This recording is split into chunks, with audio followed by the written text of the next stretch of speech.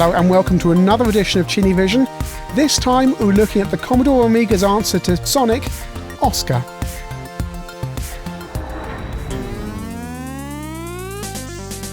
Back in the early 90s, Sonic on the Sega had a massive impact across all systems. Suddenly everybody was producing Sonic clones. Even machines like the Amstrad CPC got Sonic clones, such as Turbo the Tortoise and Fluff and games like that. Oscar on the Amiga was brought to you by the people who gave you Trolls, and you're going to notice a few similarities, possibly even the same game engine. The game's by Flare and was actually bundled with the Amiga 1200 and also the CD32.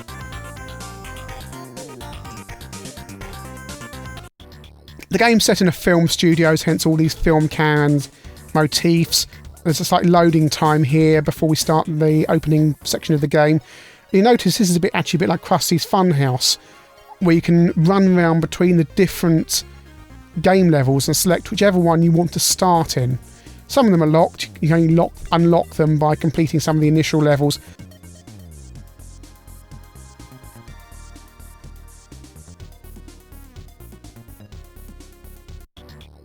And they've got these loading times between each level, which is slightly annoying, especially since I'm playing this off Compact Flash and nothing's actually happening in terms of loading, so goodness knows what the game is actually doing, because at the Compact Flash speed they should have loaded in ages ago.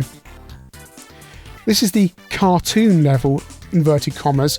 What you've got to do in each level is find 14 Oscar statues, see what they've done there, and then find the clapperboard to end the level.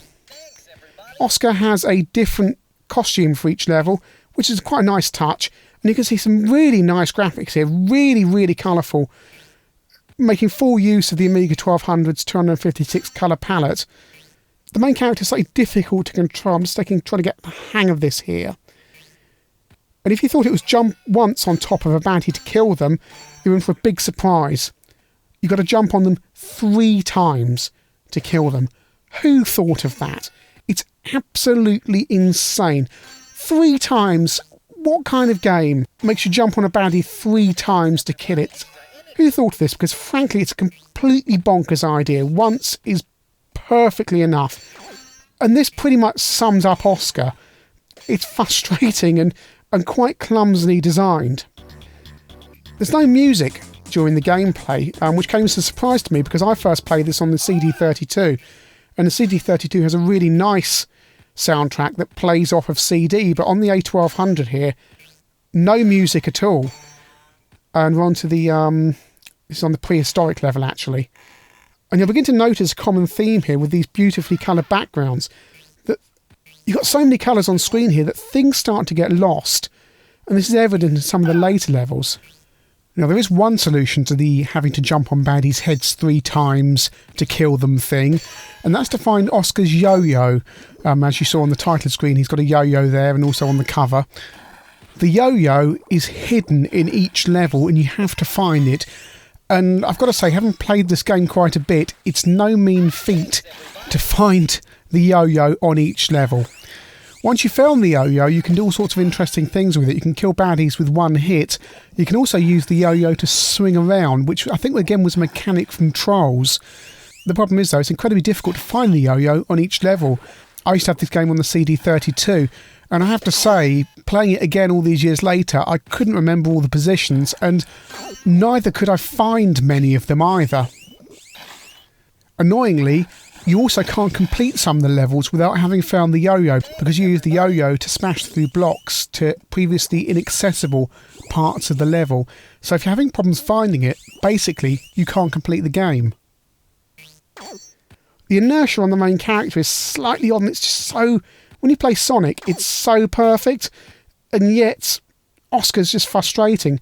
The one thing Oscar does get right is these underwater sections, which actually play far better than games like Sonic 2, where you run out of oxygen and die. This is the sci-fi level, and this one really is frustrating for baddies just blending into the backgrounds. These alien characters running past here blend into the background, even on an RGB connection. Goodness knows what this looks like on RF.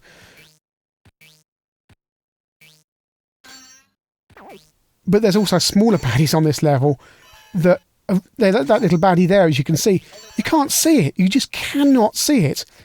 And we've got, as I said, we've got no music during the game. We've got all these sound effects that have basically come from stock, those royalty-free CDs you used to be able to buy.